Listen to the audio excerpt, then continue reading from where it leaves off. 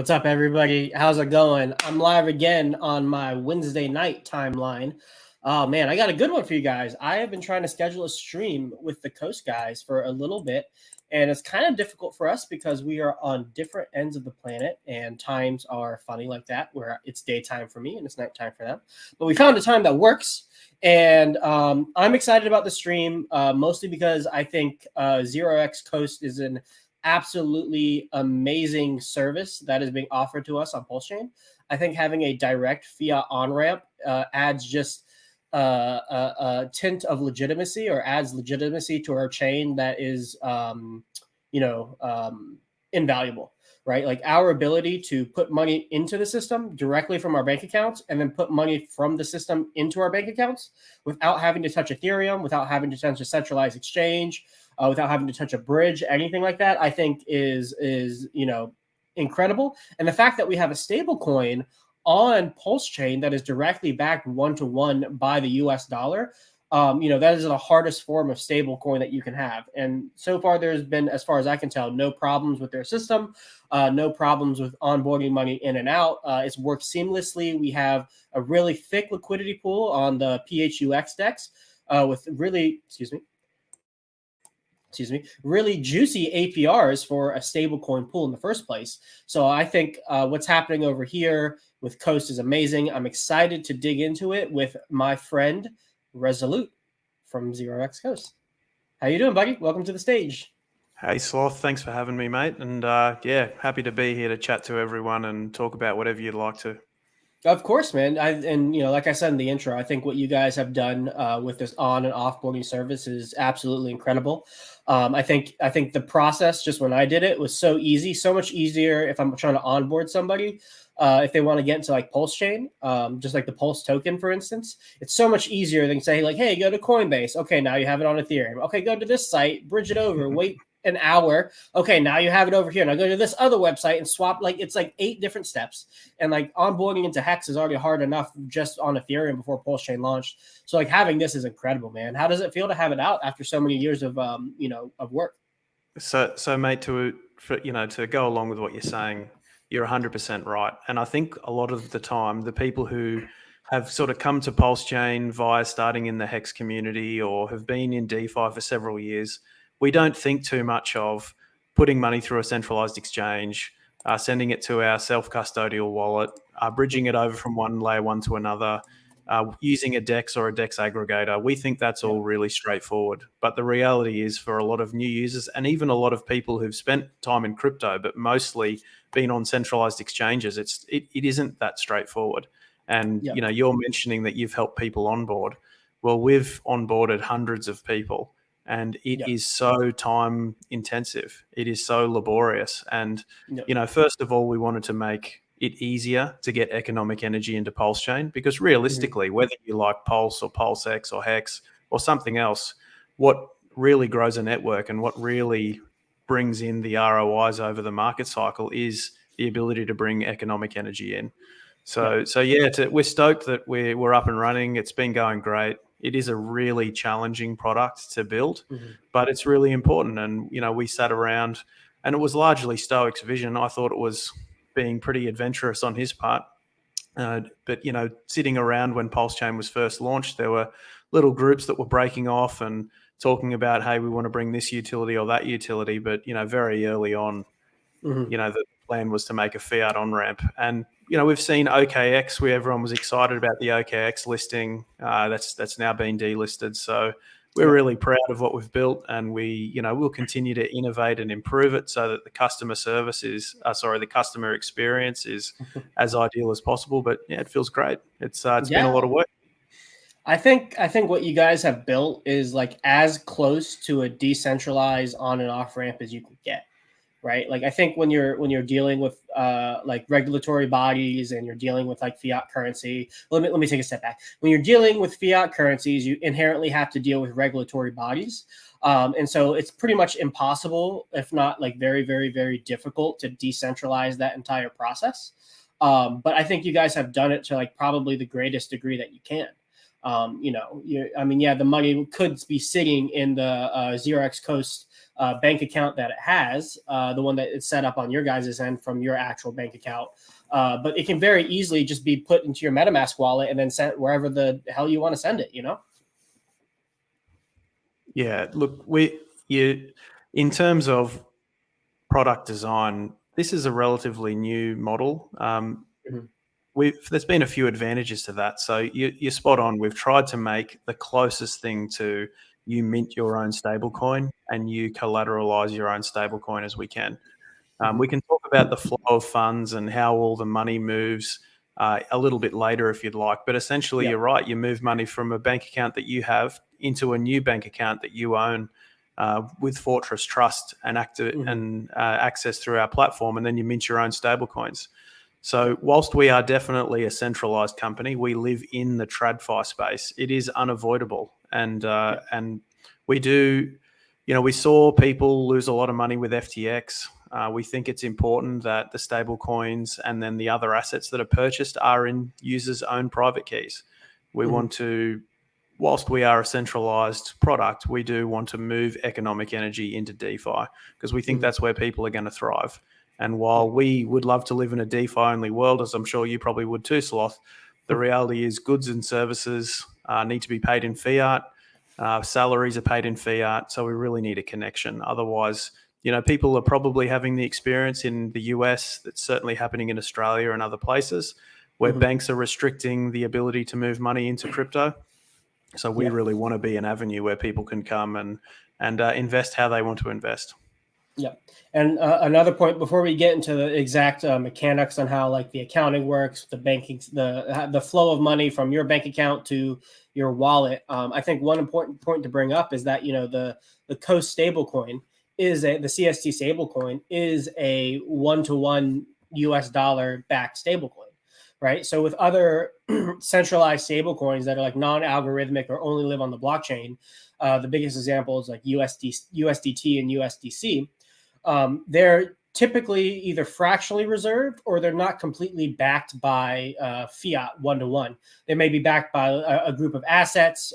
Something like DAI is grouped by other cryptos, which includes USDC and USDT. And so there has been a lot of FUD. I'll say FUD for lack of a better term.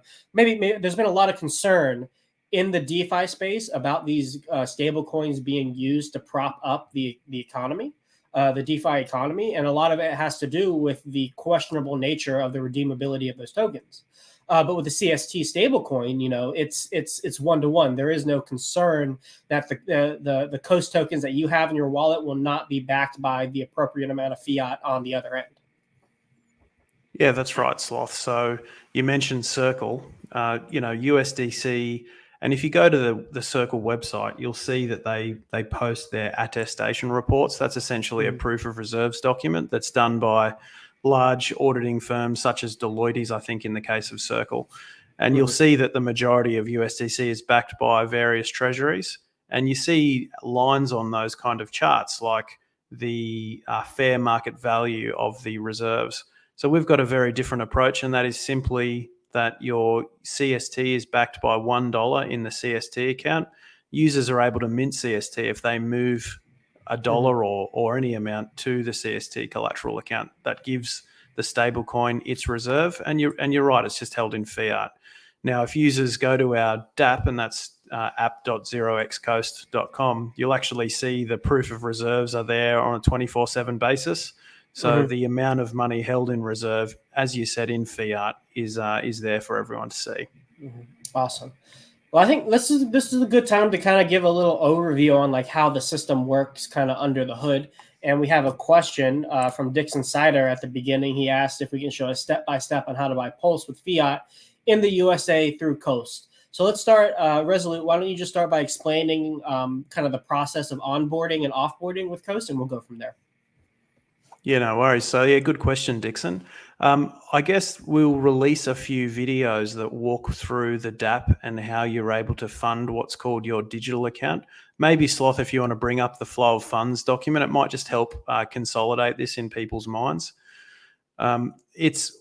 Sloth and I were going through the DApp in the green room, we might just have to avoid using that live on stream because it has all Sloth's personal details on there. And so just for his own privacy, I guess that's probably not ideal. I guess if you imagine briefly 3 buckets of money, you as a user will have money in one or multiple bank accounts that you use on a daily or weekly basis. When you sign up for an account at Coast, you're actually creating a digital bank account administered by Fortress Trust. And that is what we refer to in this diagram as your digital bank account. And that's the reason why there's a KYC requirement. So whenever you have a product or a platform that moves fiat, especially in a considerable amount, and particularly one offering off-ramping features, you need to have know your customer and AML regulatory compliance. So if you just keep in mind that when you sign up at our platform, you're creating your own bank account, then you'll sort of understand why the sign-up process is as it is, albeit I think it's fairly light. So you have the money that exists in your normal bank account that you use day to day. In Australia, that might be the Commonwealth Bank or St. George Bank. In the US, there's many examples as well. You then create a digital bank account. And then the third bucket of money, I guess, is your private keys on Pulsechain. And, obviously, of late, we've been trying to avoid the term wallet, but for simplicity, you can imagine it in that sense. So the process of onboarding to Pulsechain is essentially that if you move money into your digital bank account, then you are able to mint CST stablecoin by moving dollars from your digital bank account to the CST collateral account. And the reason we've designed it in this way is it is as close to self-custodial as possible. So we're actually outside this entire flow of funds, and that gives us some advantages from a regulatory point of view, and it allows us to scale to a larger amount of countries and markets, with hopefully the result of increasing the economic energy coming into Pulsechain, because that's our main goal. If you look at, for example, MetaMask are releasing a fiat on-ramp in the short term, I think they're only approved for something like 8 countries. And if you think about the size of MetaMask and the resources at their disposal, then the fact that we're already approved in 50 countries just shows that using this model where we're outside of the flow of funds does reduce our regulatory burden. So simply put, you can fund your digital bank account in a number of ways. Most people are using sort of traditional payment rails. The most straightforward would be to do a wire transfer, and that's available throughout the world, particularly in the US and everywhere. The US customers can use ACH transfers, and then other options include using money. So intermediaries like Wise and Revolut, and actually in the case of Wise and Revolut, we think they're the most capital efficient and simple way for international users to fund their digital bank account. So if we just talk about Wise for a moment, it's a company that will take your Australian dollars or your Great Britain pounds or your euros or many other currencies, and they will convert that to US dollars and deposit it to your digital bank account. And they'll do that with extremely low fees and the most competitive exchange rates. And we find that that is a better service than the majority of the fees that people's individual bank accounts are applying to these transactions. So we definitely think that Wise is an excellent solution for international users. But in the US, most people are using Wire or ACH, and that's fine. There's some difference between a wire and an ACH from a practical point of view, and that's just understanding that when a wire is received in your digital bank account, that is final. So there are no chargebacks on a wire, and that is why when it arrives, it is available for you to mint your CST immediately. And this is why other large stablecoins like TUSD have used that as the only way to move money, because you have, I guess, to use an older crypto term, you have somewhat finality over that transaction. Whereas things like credit card and ACH transfers, there's a period of time where they are able to be charged back, which means it can be slower for those funds to be released in your digital bank account. The other option we do provide, if you can see up the top left here, is that you can actually use Ethereum stablecoins to fund your digital account. And you see the small there's sometimes, maybe we'll come back to the utility of the weight token a bit later, Sloth, but essentially you can fund your digital account with USDC, USDT, or DAI. Nice. Yeah, it is a little technical behind the scenes, I guess. That's why I'm hoping that diagram provides a little bit of assistance for people. But I guess it's just, in summary, it's moving money from your bank account to your new bank account, and you need to manage that capital maturely. So, some people are doing an ACH and then are frustrated because the money's not available in 10 minutes. And I guess that's just the reality of traditional finance and traditional payment rails. We don't have 10-second blocks in the traditional finance world, but you're able to, as this is your bank account, you can actually just transfer the money or your capital so that you're ready to purchase assets, whenever it suits your strategy. So we just recommend people, I guess, take the opportunity to plan their capital management. No, I think that was a great explanation of everything. And just to kind of sum it up, it's like you said, 3 buckets. You have your bank account, you have your private bank account through Coast, and then you have your wallet. Whenever you send money from your bank account to your Coast bank account, at that point you're able to send that to the Coast collateral account and mint your Coast stablecoins. So now the Coast is every Coast token is there that exists is backed by $1 in the CST collateral account right here. And then if you want your dollars back, you bring your CST back on the platform, you burn it, and then the money goes from the CST collateral account to your digital bank account. And if you want to put it into your personal one that you have like your debit card attached to or whatever it is, you can bring it back out. I think it's pretty simple and straightforward. I think the idea of having this own little separate bank account that you send it to seems to be what makes the process so seamless. Yeah, and the other advantage is it allows us to leverage utilizing the resources, but leverage the money transmitter licenses and the market, the degree to which Fortress Trust is established around the world, because these processes like organizing or applying for a money transmitter license are hugely capital inefficient. So they require so much, hours and hours of paperwork, surety bonds that can be up to 6 figures for every different jurisdiction. And the United States, it's not one for one country. There's conglomerates of states, but a lot of states are independent. And so it's been highly advantageous to be able to utilize the digital bank account structure. And otherwise, the linking with people's self-custodial wallet, it certainly allows us to scale to a larger user base a lot quicker. Yeah. And we touched on it before, and I see you guys' questions in the chat. We're going to get to that stuff. Don't worry. The weight token, this was a token that you guys launched preemptively before Pulsechain. And I actually kind of like the mechanics of it, where it's kind of like, your certain sacrificer sets, got the weight token, and every single hour you got more. But once you claimed it, you ended your ability to accumulate the weight token. But its utility right now is that if you stake 100,000 of these tokens, which I believe is about $90 to $100 right now, the fee for converting your dollars into CST goes from 4% to 1%. So yeah, if you have no coin staked, it's 4%. If you have 100,000 of these tokens staked, it's 1%. Yeah, that's right. So if we just have a look at the small logos there and the history of the weight token, you were spot on. So it was a free claim for people who were supporting the Pulsechain ecosystem through the sacrifice phases of a variety of products. And those users were able to free claim as well as receive a bonus a bit similar to the Hex Big Payday, where the unclaimed weight was distributed to those who had participated. All that period has finished now, so people are able to only buy weight on market. Anyone who did claim their weight but hasn't returned to mint what was called the midnight bonus can still do that at the DApp. But it's important just to highlight that weight exists on 2 chains.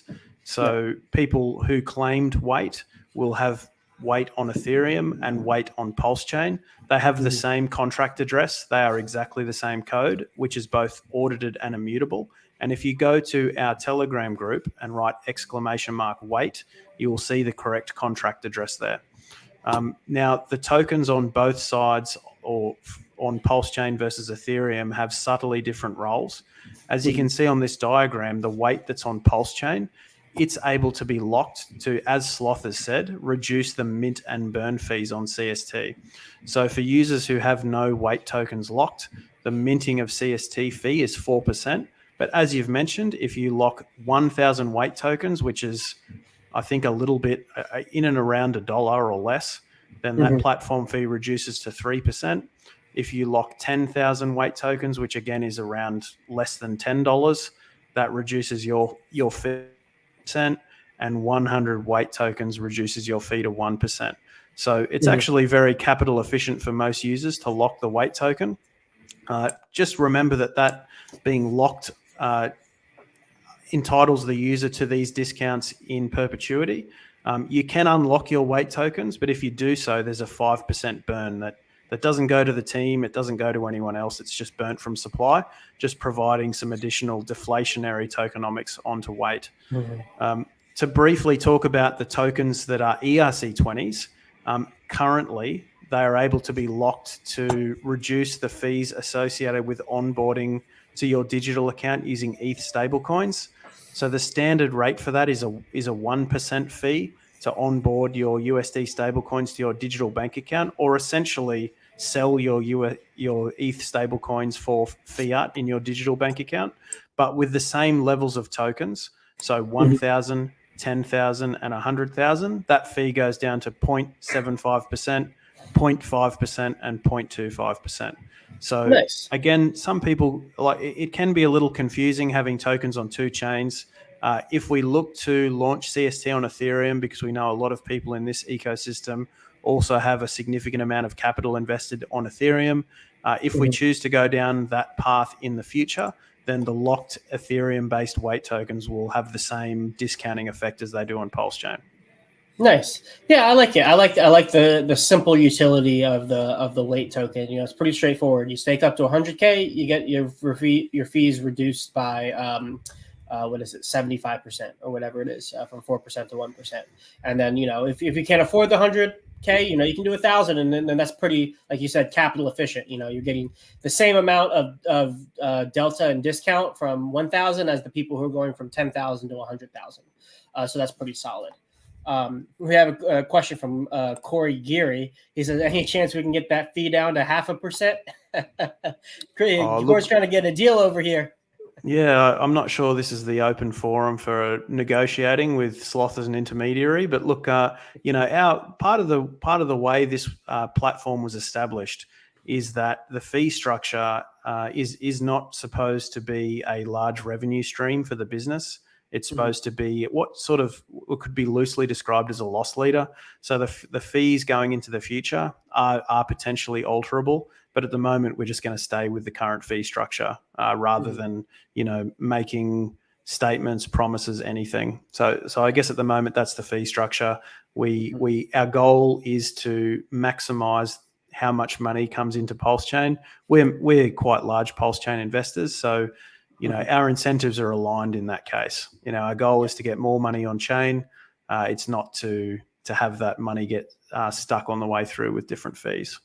And then Crypto Dave just had a question on this topic. He said, is it worth to buy 100K Ethereum weight and lock it up and use on Ethereum? And the answer to that question, Dave, is if you plan to use that service. Do you have stablecoins on Ethereum that you want to bring over into fiat? Then the answer would be, yeah, probably. If you have a large volume of that, you can save yourself 3% in that conversion.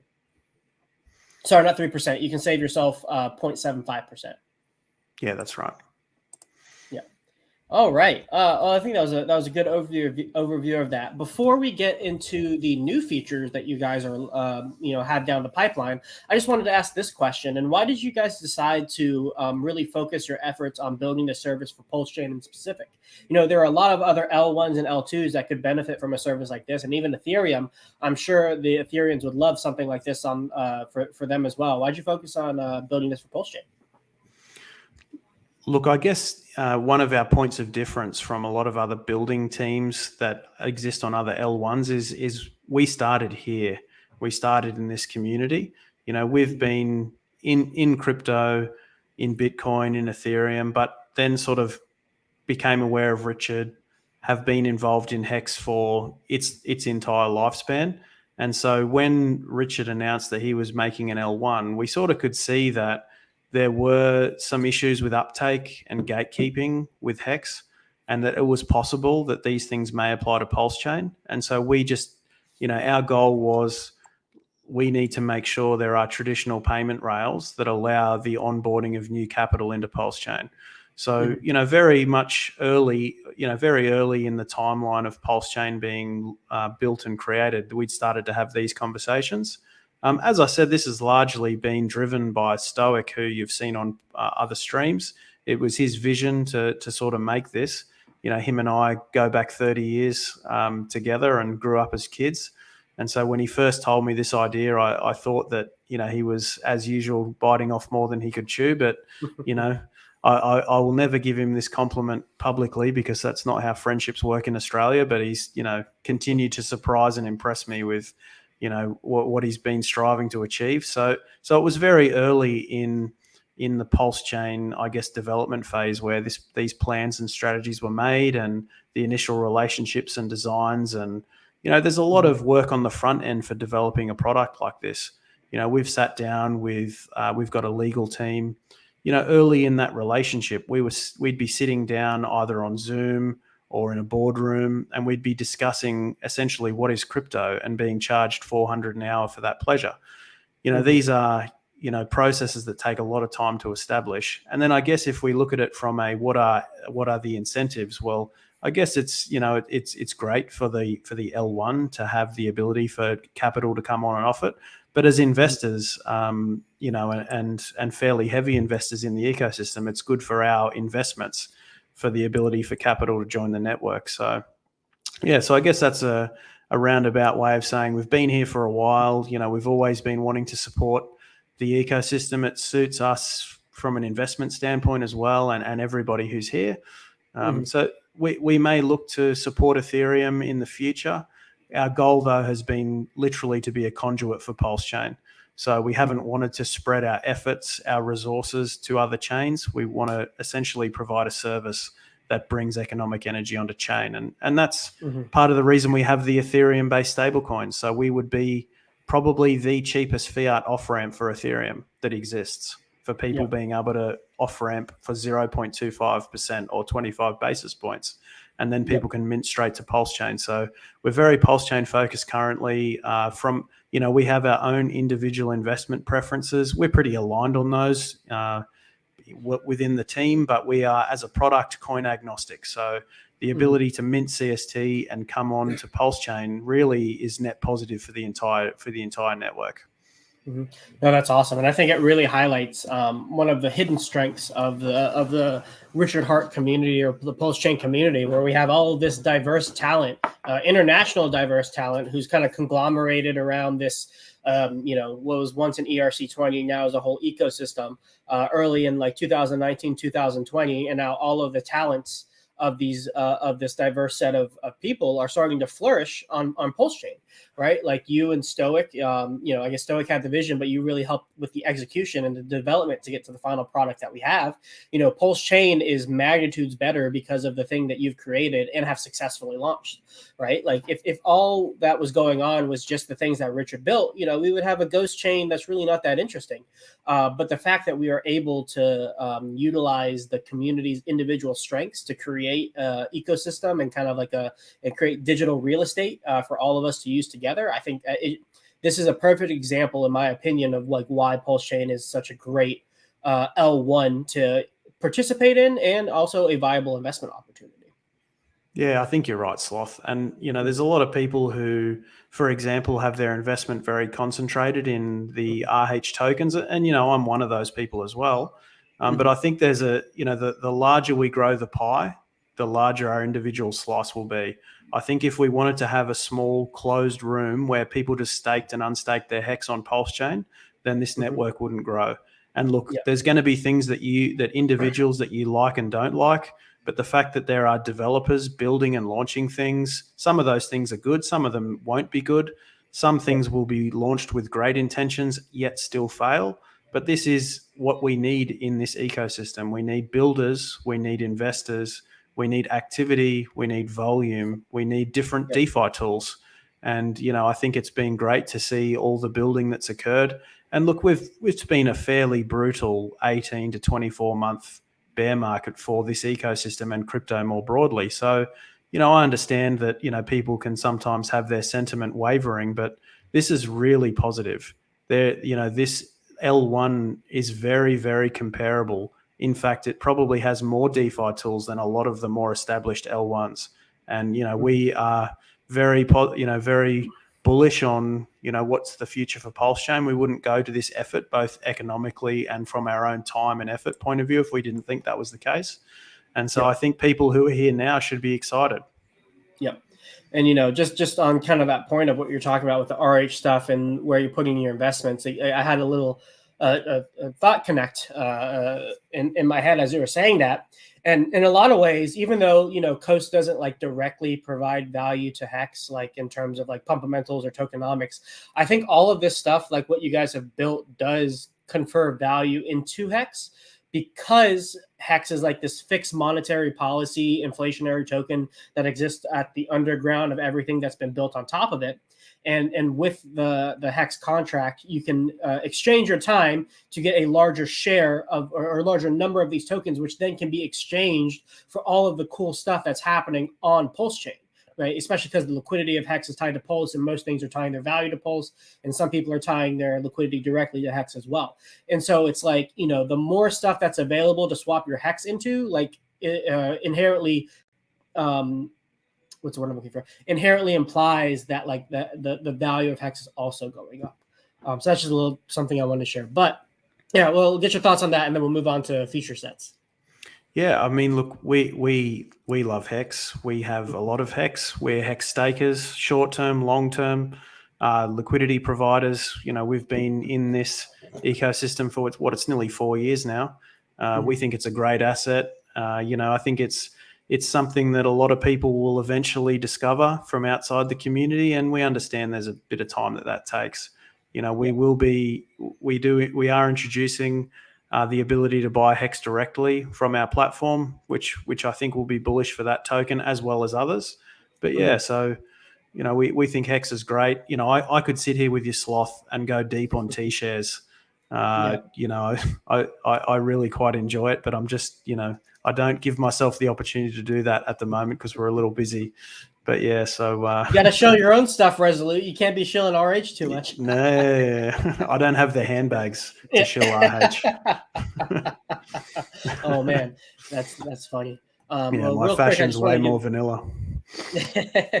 Well, I'm sure we can get you a pretty sweet Louis Vuitton white T-shirt like mine. I'm sure we can figure that out for you. Whenever we get a nice camera reveal from you and Stoic. I'm just kidding. Oh man! But real quick, I just want to give a shout out to Almighty Hexagon. I'm going to be eating s'mores with this guy later. Good to see you. Also, DJ and Roundtable in the house. What's up? Apparently, Resolute weight is pumping right now, so that's the Sloth Coast effect right there, buddy. Yeah, the sloth pump, lovely. Yep. But yeah, so we had a couple questions on kind of new feature sets. A couple of people asking about, can you hook up a debit card? Like this is a bank account. Can we hook up a debit card correctly? Can we hook up a bank account, a credit card directly to this bank account? Jesus Christ, or debit card. Can't say it right. What features do you guys have in the pipeline right now? Yeah, sure. So look, at the moment, I think we're in both the market cycle and development phase where our focus is really just how do we get economic energy onto chain. It's definitely a feature that is able to be introduced, and that would be a debit card that is linked to your digital bank account. So in the case where you are looking to use the fiat off-ramp, then you'd be able to burn your CST.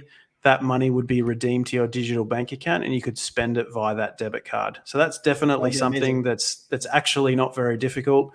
We've teased a few possible Coast designed debit cards on socials. To be fair though, it's not a part of our immediate roadmap. Our immediate goal, and while debit cards are definitely cool, every time we release one of the images, we get a little dopamine hit because it gets 500 to 1,000 likes. It is something we think down the line, it's something that's going to be more important for everyone. But yeah, definitely easy to do. Mm-hmm. And then I think you mentioned it before, but there will be in-app swapping features, right? Where you can, swap your USD by directly into Pulse. Or would you have to go to get Coast first and then swap it? So, over the next week, we're going to be trying to reduce the friction further. What we know about any sort of online process is the more clicks or the more steps, and Sloth, you were mentioning earlier, the usual avenue to Pulsechain via a centralized exchange, a bridge, etc., is fairly painful for new users. One of the friction points for using the Coast platform is that to mint CST, you actually need Pulse because it's an on-chain computational transaction. So we'll be introducing a new feature which is essentially direct buys from USD. Now, on the back end, what is occurring is that CST is being minted, Pulse is being borrowed to facilitate the swap. But as a user, you will go on not requiring any Pulse, and you'll be able to essentially buy Pulse directly. That'll also be available for PulseX, Hex, and Wait to facilitate people getting discounts, and that should be available, we're hoping, this week. No, that's awesome. I think having a debit card attached to that account is like an absolute game changer, where you don't even have to hit your personal wallet anymore to be able to spend your crypto gains, your crypto money IRL. I think that's a huge game changer for all of us, and I know me included, because if I want to spend my money that I made because I made good investments or I'm doing great liquidity providing or whatever it is, I don't have to wait that time for it to go to my Coast bank account, to my actual bank account. I can just spend it directly with that card. And then, I don't know how familiar you are with stuff like Tetra. But with things like Tetra, you can set like an automated like profit taking strategy or automated send to like have like a budget sent basically directly to this account or directly to the Coast thing, the Coast DApp account every single week or month or whatever it is, if you want to set a budget for yourself from your crypto to spend IRL. And that whole process can be automated. So basically you can spend your crypto without having to actually go and interact with the blockchain too much yourself. Maybe you just have to go on the Coast app and just like say mint it over, unless there is potentially an API at some point in the future. But I think that feature set is huge, and I'm very excited for it.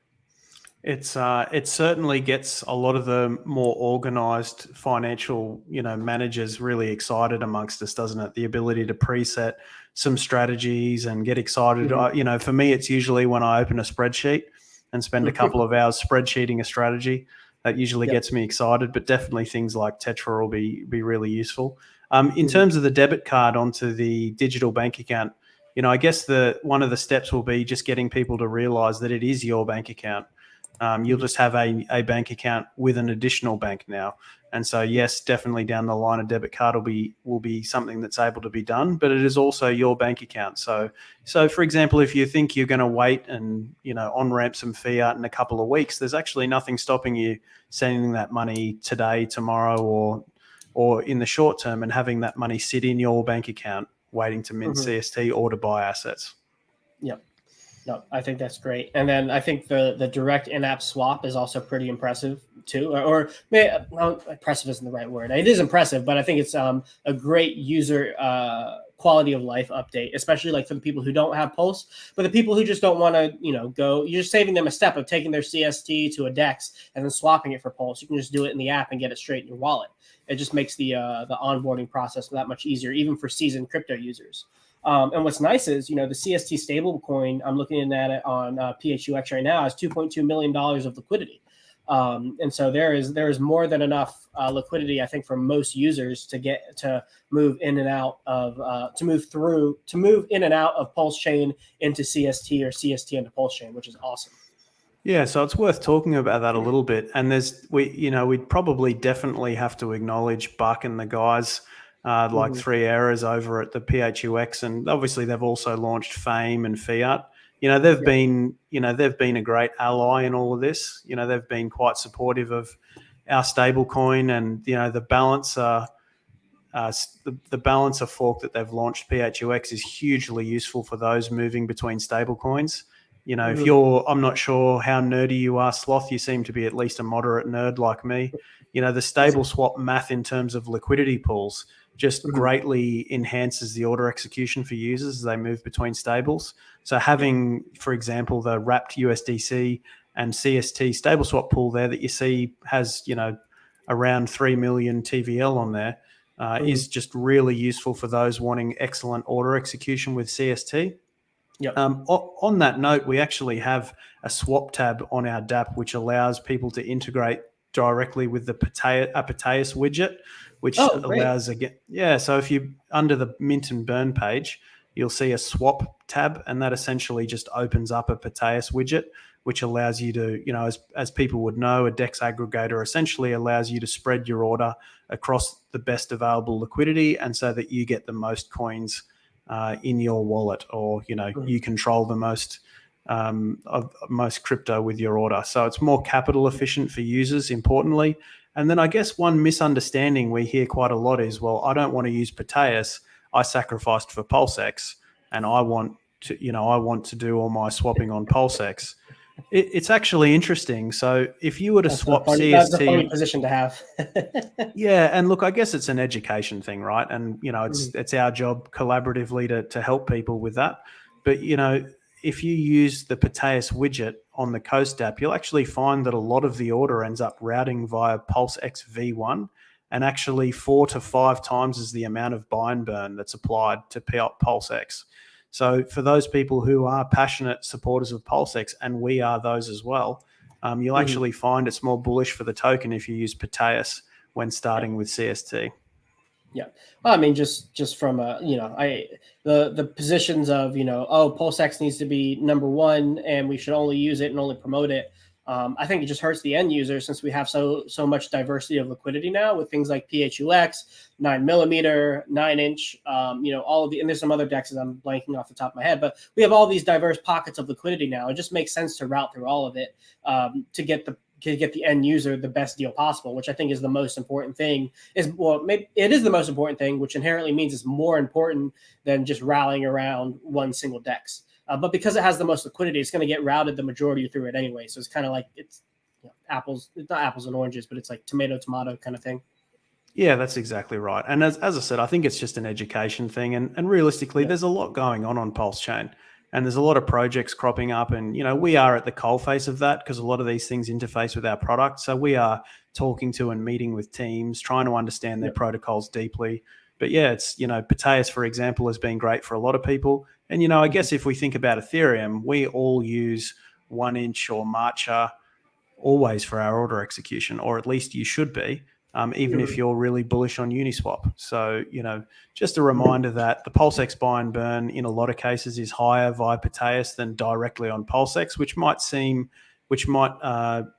a bit counterintuitive, but just remember that it's about the capital efficiency of your investing. Because at the end of the day, you'd rather incur less slippage and have more coins in your wallet, I think. Yep. Yeah. And it's just not good marketing, but it'd be bad marketing if we had just bad slippage and order execution for people coming in. Not only got to pay these fees to get in, but like also, oh my God, I'm losing like 1.5% on my like $1,000 swap. Like, what's going on here? Like, we don't want that to be a legitimate, L1 and place to do, financial transactions. Yeah, we wouldn't be taken seriously. We wouldn't be taken seriously, and nor should we be if that was the case. I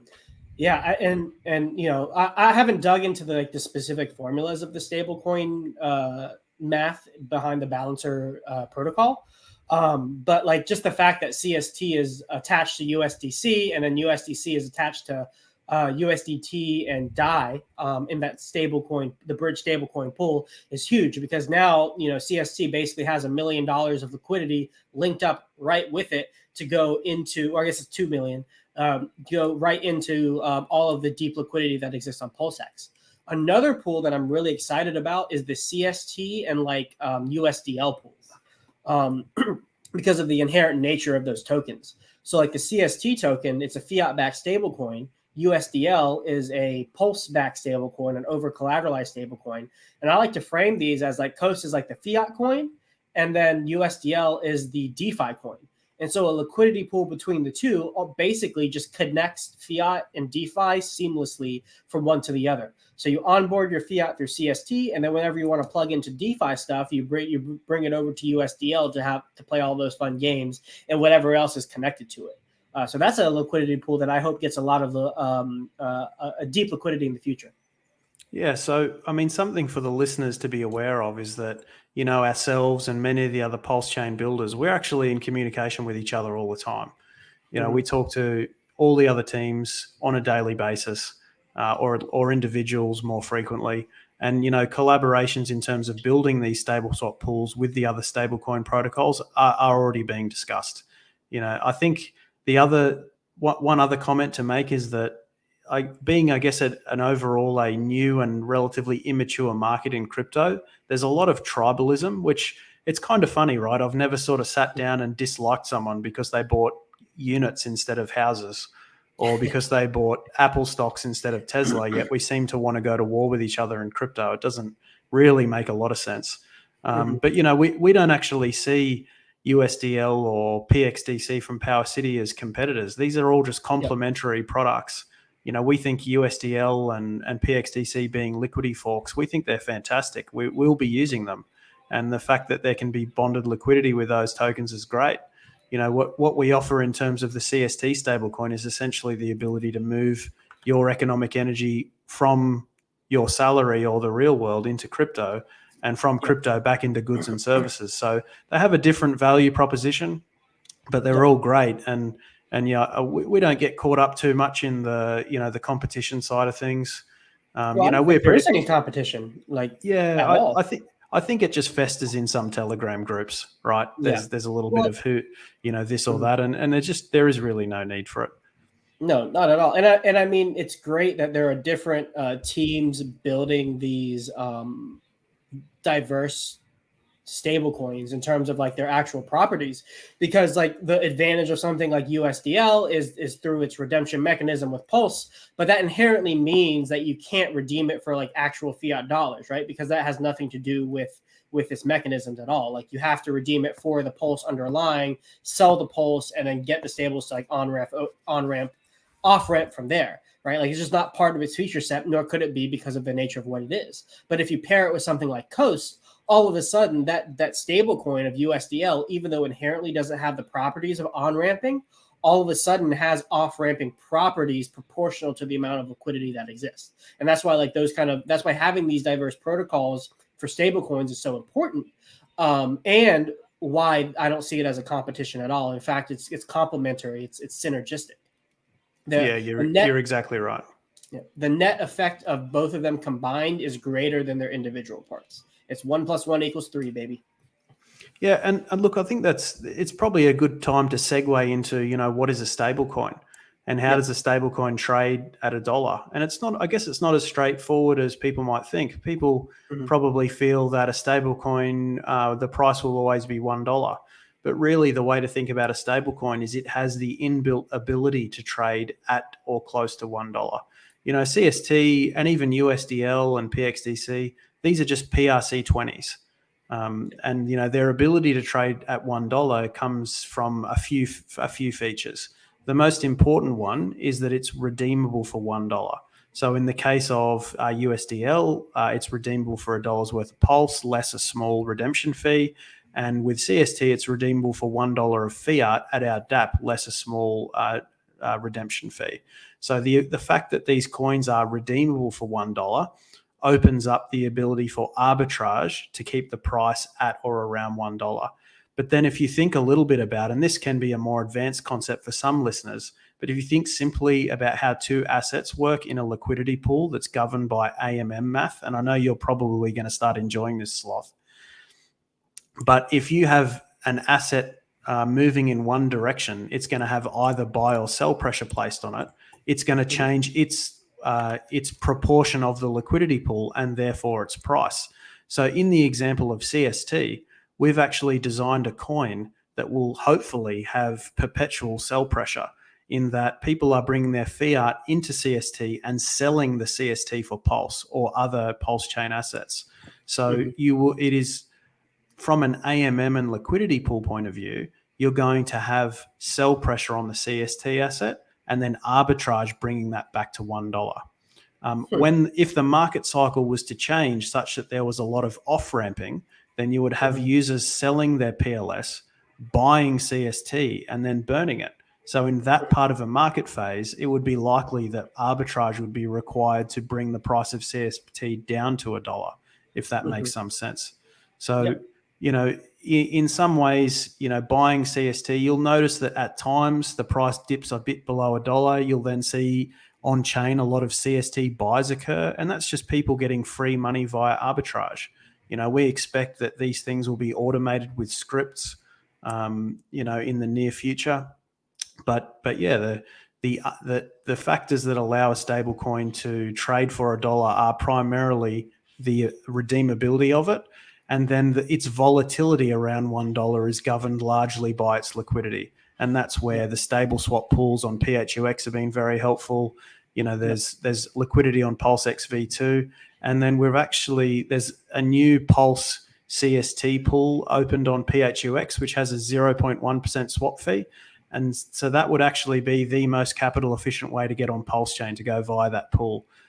It's a gauged pool on PHUX. So you actually, I think, find that over the next week, the APR for liquidity providers on that pool could be in excess of what's being offered on some of the stablecoin pools. So, in and around 20%, which I think is quite attractive. Oh, absolutely. What was I going to say with that? Yeah, the thing that I usually talk about with stable coins, like you said, they're just PRC or ERC20s. They have no inherent value. Their value comes from what they can be redeemed for, right? And then that redemption is the mechanism by which the arbitrage takes place for it actually to stay at $1, because there's just economic incentive to keep it there if it goes either way. Plus, and it increases with the delta between plus or minus, however high or low it goes below or above $1. Remind me to repeat one more time. What's the composition of that liquidity pool you were just talking about? So I was just mentioning that there is a CST PLS liquidity pool. It's just an on-ramp liquidity pool on PHUX, and it should be. Pull that up real quick. Go for it, yeah. Because this is kind of crazy. Look at this, dude. There you go. So that should only have started probably today, based on how the PHUX emissions and voting occurs on that platform. You would expect that APR will come down significantly, but it should still be at a very, very attractive rate. And the advantage for users here as well, who are onboarding, is that they'll have a lot of capital efficiency, given there's a 0.1% swap fee, which is slightly less yield for the liquidity providers, but I think you find the PHUX emissions are going to more than compensate those that choose to LP. So yeah, 200 to 400% APR is not terrible. Yeah, well, just because it's 60-40%, that already mitigates a lot of the impermanent loss that you would receive from Pulse going up in the first place. Like that extra little 10% in terms of like the math on how it works out is huge. With you still being able to get decent exposure to the Pulse price. And I really do like a lot of these weighted pools and these variably weighted pools, because you can really mitigate your risk more towards the direction that you want versus just a normal 50-50 pool. So yeah, this is a sweet pool. So yeah, if you guys want 200 to 400% APR in the PHUX token, this is your ticket right there. And it's 40% stable coins. Yeah, we think it'll be a great way for users to onboard, and it should be a great source of passive income. I mean, hopefully people are realizing that being early in an ecosystem can be really profitable. I mean, imagine parking some of your assets there while you wait for a more favorable market cycle and earning. I don't think that yield will continue, because more liquidity providers will come to that pool. It's going to go down. But let's say you're earning 20-25% on while you're sitting on your assets. That's pretty good, and it's not really anything that's achievable in any other investment market. Yeah, I could see it ranging between 20 and 40% depending on the price of the PHUX token. Just because typically, coin to stablecoin pools typically have higher APRs generally, because you're taking on more risk in terms of impermanent loss with that. So I imagine this will probably be higher than the stablecoin pools, but it definitely will not stay at 184% for the base rate for too much longer. Yeah, man. Well, yeah, I know you said you needed to keep it to about an hour. We got 5 more minutes left. Is there anything you want to make sure that we get to before we sign off? Look, I guess, we've really appreciated the support that we've had so far. We've had over 13,000 transactions on and off Pulsechain currently, about $4 million on-ramped, probably a bit under $1 million off-ramped. So that's, $3 million of net economic energy already onto the chain. We're aiming for 50 to 100 million this market cycle. So hopefully we can be a service that, raises the valuations across the board on the chain. We'd all love your support. So if you come to app.0XCoast.com, we'd love you to sign up. We'd love you to use us. Feel free to give us feedback. Reduce your fees by locking the weight token. But really, we are supportive of any on-ramp to Pulsechain. Our main goal is to raise the valuations across the board.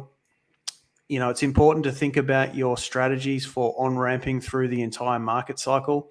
We've used the ETH to Pulsechain bridge many times, but just think about how much that computation might cost on the ETH side when Ethereum's $10,000 a coin and Gwei's 300. You might find that it's north of $500 just to initiate a bridge transaction. Yep. So have a think about what your strategy is, and think about utilizing Coast or utilizing, other options. We just want to grow the network and work with whoever we can. I guess if you're looking for us, we release most of our announcements and updates on Twitter, which is at 0XCoast, but we also have a Telegram at t.me/Coast0x. I'm happy to answer any questions you have, Sloth, or any comments. Yeah, just real quick, the official Twitter and the official website is in the description below, so definitely make sure you check those out. Only use the trusted stuff. If you're getting DMs on Telegram, it's a scam. I guess really quickly, go ahead before we get to the question. I was just going to say, for users of our app, we very deliberately only provide support to those who use the blue intercom button in the bottom right-hand corner. The reason we stress that is social media isn't the place to troubleshoot any issues you're having. Having said that, we find it preferable to have these discussions in private via intercom. It's often, things on the user side that aren't quite being done right. So just use the intercom button. We can have a conversation and help you. We won't provide any support on socials. We don't think that's a safe place for you to do that. So if you're a user, bottom right-hand corner and business hours, someone will be available. Yeah. I guess we'll end it with this question about when do you think that that swapping feature from USD to Pulse will be available? What's the ETA on that? Within a week is the aim. Within a week. Oh my God. So we're doing coming, guys. Yeah, we're doing a few things. We're also updating some RPC infrastructure. There's been some users having some delays to their CST mints. And I guess the way to think about that is if you travel at the airport and you go through airport security, there's a couple of queues or lines to go through airport security. And that happens as well in terms of asking a Pulsechain validator to process your transaction. So by us creating our own RPC infrastructure for Pulsechain, that'll allow anyone minting CST on our platform to essentially have their own line through airport security so that your transactions are going through faster. So, RPC stuff's really important. That should be something else that provides a smoother experience for users. But in terms of the direct purchasing of Pulse, PulseX, and Hex, as well as the weight token from Fiat, that should be available within a week. It just requires some final tweaking to the RPC infrastructure, but the direct buys otherwise work fine. Well, that is awesome. Resolute, man. Thank you so much for coming on my channel, giving me and my audience your time. I really appreciate it. And thank you and Stoic for and your whole team for giving Pulsechain this incredible service, man. I've been excited about Coast since I first heard about it. I try to signal blast it as much as I can. If there's if there's ever anything that I can do to help you guys out, don't hesitate to reach out. Consider me a friend, man. So thank you so much. Thanks, Sloth. Thanks for having us. Have a good day and good luck with class, mate. I appreciate it. It's nighttime over here, so I'm gonna get some rest before I go see some patients tomorrow. So that's tomorrow's problem.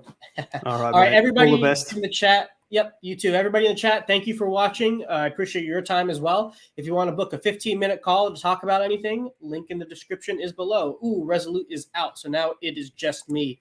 Guys, keep an eye out for more information on my NFT collection. That's coming out fairly soon. The wheels are greased. Things are I'm pretty close. I'm just working with Crypto Night a little bit in the background to make sure that the mint process is as seamless as possible. But like I got all the artwork done, I got the rarities figured out, I got the mint price, the total supply figured out. I'm really excited, and so yeah, this is it's going to be a good time. So yeah, free consults below, 15-minute consults, NFT collection dropping soon. Follow me on Twitter, hit the like, hit the subscribe, all of that jazz to pump the numbers. Guys, have a great night. Peace out.